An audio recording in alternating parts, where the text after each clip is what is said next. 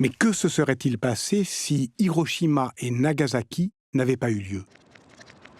L'histoire contrefactuelle a mauvaise presse, mais après tout, l'administration américaine s'y est bien essayée, et avec succès, en imposant au monde entier l'idée que les 2 bombardements atomiques auraient précipité la fin de la guerre et ainsi épargné des vies humaines.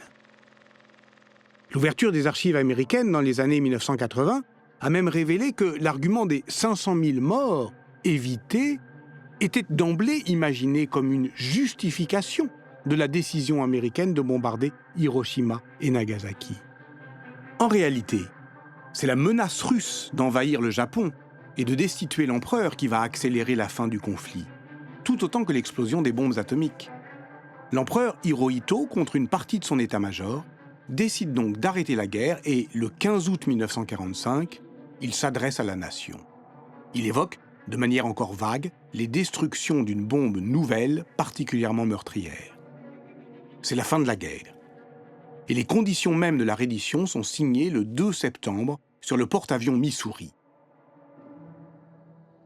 Les Américains ne perdront pas une image de l'humiliation de l'ennemi, filmée sous tous les angles possibles. La guerre est terminée, mais elle n'est pas finie.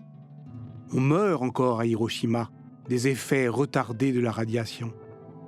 Quand l'histoire fait date, ce sont les corps qui l'enregistrent, qui en souffrent longtemps. Ça a eu lieu. À Hiroshima, le 6 août 1945, à 8h15, l'horloge s'est arrêtée.